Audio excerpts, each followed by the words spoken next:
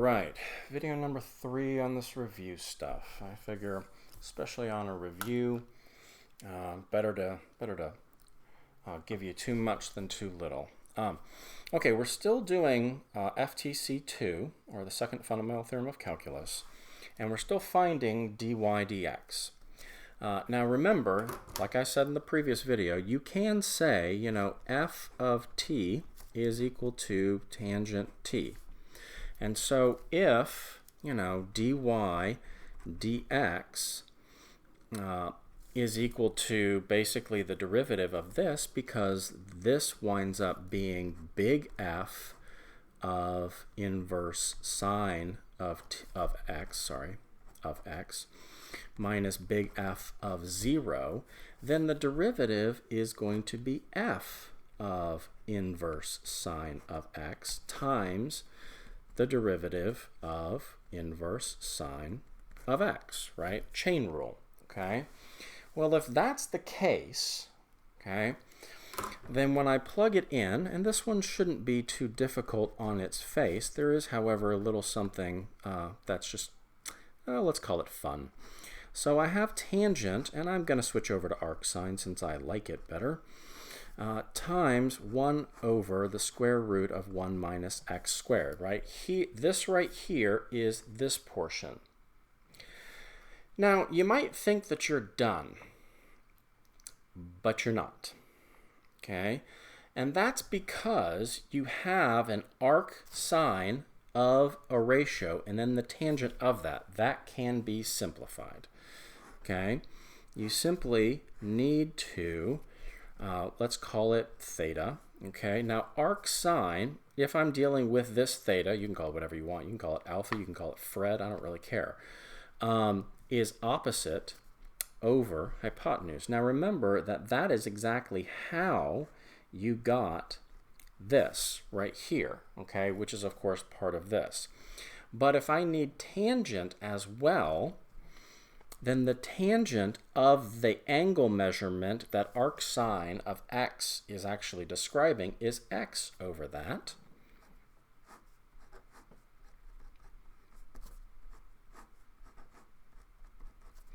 Okay, sorry, that's supposed to have an x over there.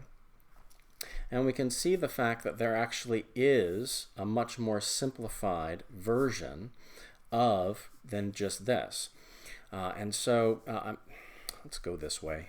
I hate to do that, but x over 1 minus x squared, okay? And basically you just have to make this cute little triangle, and you should be just fine with that, considering the amount of trig that you have had.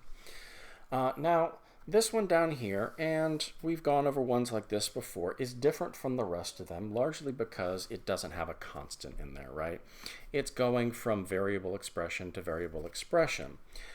And basically we've talked about 2 different ways to do this. You can go ahead and talk about f of t is equal to sine t, and therefore, this is actually big F of x cubed minus f of x squared, and when you differentiate it, you're going to get dy dx is equal to f of x cubed, small f, times 3x squared minus small f of x squared times 2x. And of course, the 3x squared and the 2x are the chain rule, the derivative of the inside, right?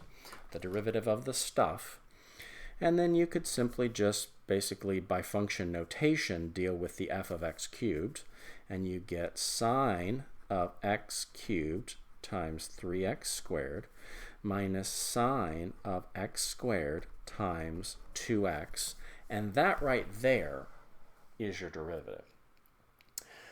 You could alternatively actually take this right here and instead, let me put a dividing line right here, turn it into 0, or just some value a, x cubed sine t dt, minus a to x squared sine t dt, which of course you get by sort of splitting them up and then flipping the limits of this integration, and all you have to do is just suppose that there's some number a that's always between x squared and x cubed.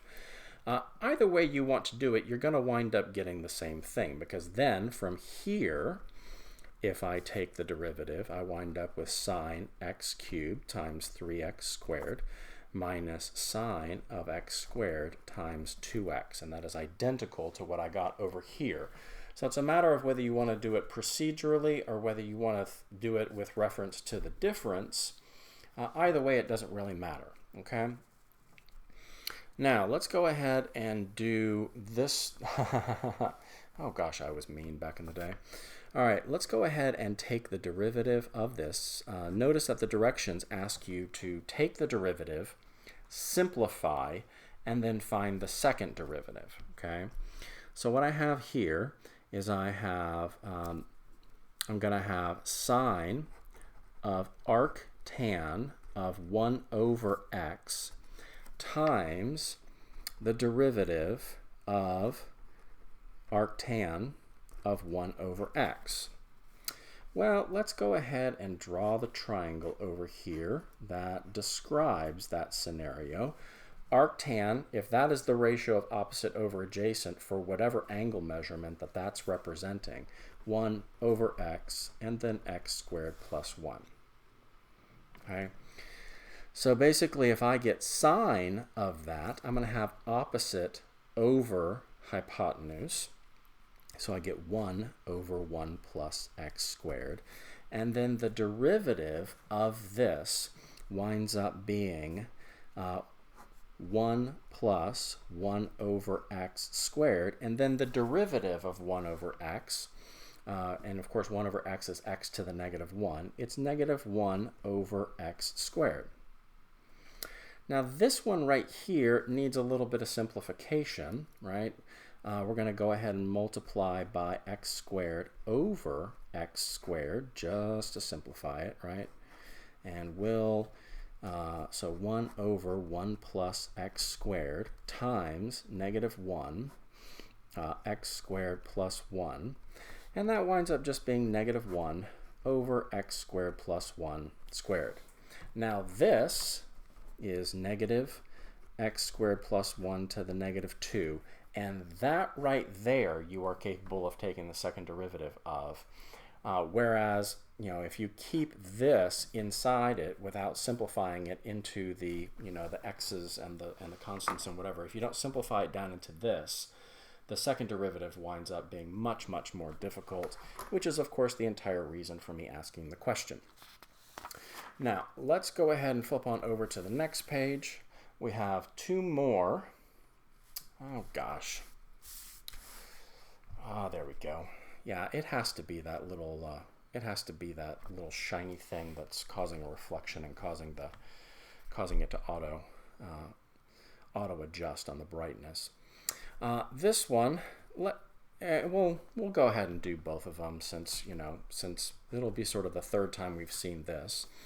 Let's go ahead and take the derivative. I have dy dx. This isn't an expression of x, it's just x. No chain rule involved, and we wind up getting x minus natural log of x. Simple, simple, okay? This one, however, we go dy dx. That's going to be equal to the cosine of arcsine of x, okay, times, of course, the derivative of arcsine of x. Let's go ahead and draw our triangle. I know that x is a ratio. It's x over 1. So I have 1, so opposite over hypotenuse. That adjacent winds up being 1 minus x squared. That should surprise nobody. And then cosine is going to be adjacent over hypotenuse, right? And so if we have, so this was opposite over hypotenuse, we now need adjacent over hypotenuse. So cosine of this angle measurement is going to be 1 minus x squared. And then the derivative is going to be square root of 1 minus x squared. And oh my gosh, is that equal to 1? It just might be. Okay. Now, let me see how much time we've gone. We've gone on for about 10 minutes. Let's go ahead and do this first net change theorem problem. Okay.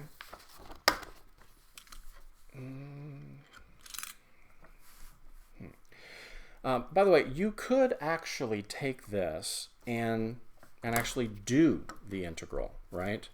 And that's the way that you actually could wind up doing it. So if you actually do this integral, the derivative, cosine t is the derivative of sine t, which you are then evaluating from 0 to inverse sine of x.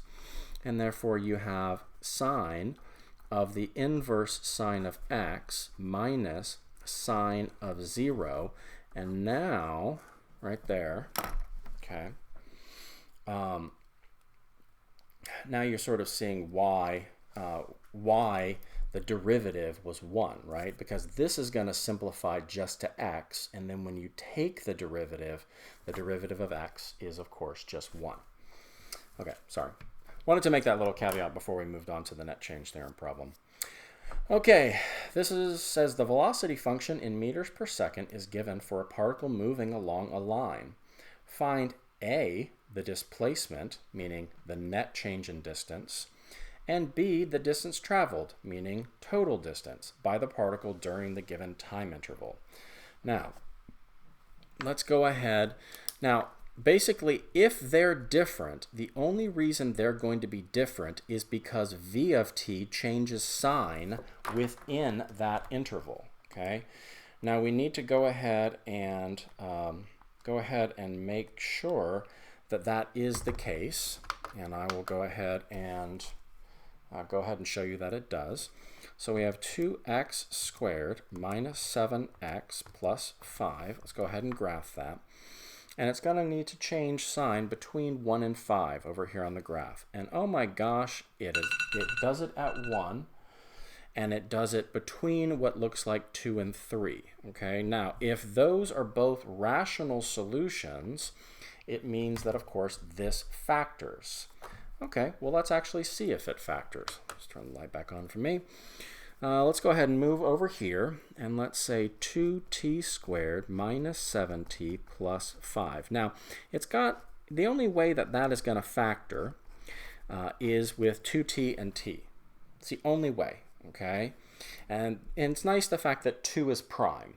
5 is also prime, so there's going to be a 5 and a 1. And it's positive, which means that both of the signs in these binomials will be the same. They're either both negative or both positive, creating a positive product here in your final term. Now, this tells me that they're both negative, okay? The fact that it's 7 means that the 7 and the 5 and the 2 are not multiplied by each other. So if it works, it's that. So we basically hypothesize that that's how it factors, and then we sit back and we go, okay, well, does that work? And it actually does, okay? Because we get 2t squared, we get an outer product of negative 2t, an inner product of negative 5t, and then a last product of positive 5. This is basically the way that it factors, which means now t is equal to 1 is the beginning of that interval. T is equal to 5 halves, or 2.5, is going to be the place within the interval that it changes sign. So that's only going to be necessary when we're dealing with the total distance. So let's go ahead and sort of block that away and ignore it for a second. Let's just deal with the displacement. Let's go ahead and integrate from 1 to 5 of 2t squared minus 7t plus 5 dt. Now when I do that, I'm going to have 2/3 t cubed minus 7 halves t squared plus 5t as my integral from 1 to 5. Okay. Now that's going to be 2/3 times 125 minus 7 halves times 25 plus 25. Now that is kind of nasty, and I don't really want to deal with that. So we're going to basically plug it into our calculator and get an approximation. here in just a second, simply because I don't want to burn time walking through the arithmetic on that. But basically, that is how it would work, okay? Now, if I want to go ahead, let me go ahead and I won't put it on the screen. I'll just go ahead and integrate it real quick. Okay, I'll go ahead and put it on the screen. That's not a big deal. Okay. I'm going to go from 1 to 5 of 2x squared minus 7x plus 5 dx. And I recognize this as 18 2/3. So 18.667, or 18 2/3. And if you want to get that into an improper fraction, remember it's alpha f1, and then you go to 4, and it'll take you to a fraction, and that is 56/3. Now, the way that I need to set it up in terms of total distance is I need basically, remember the fact that this function, oh, I accidentally deleted it. That function was negative from 1 to 2.5 and positive. So if I accumulate from 1 to 2.5, I'm going to get a negative distance, okay? So I need to unnegativize it, basically, okay? And I need to basically take the negative of that area under the curve from 1 to 2.5, and then add to it the positive area between 2.5 and 5. Okay, give me a second to load that function back into y1. Accidentally deleted it. So we're going to, on the home screen, negative integral from 1, and I usually like fractions, but since this is easier to do it in terms of on the home screen, I'm just going to use the decimal. And then we do y1 dx, delete x, okay, plus the integral from 2.5 to 5. Now make sure you're being real careful with the limits of integration. You don't want to go 1 to 2.5 and then 1 to 5, okay? That can of course mess the whole thing up. And that should be the same as this, and it should be greater than this, okay? Now let's go ahead and see if we can turn that into a fraction. And we wind up getting 251 over 12, which is approximately 20.917. Okay, and that basically is both the displacement, and distance traveled means total distance. Displacement is how far away from your starting point were you. How far away at time t is equal to 5 were you away from where you were at time t is equal to 1? And this one is how far did you actually travel? Both are accumulation, but the answer, of course, different questions. Yeah, that's about it. Now we have 2 more net change theorem word problems that I want to go through, and then we'll be done. That'll be a 4th video, and I'll start it here in just a moment. But be looking for that. Yeah, okay. Well, I'll see y'all later. Bye-bye.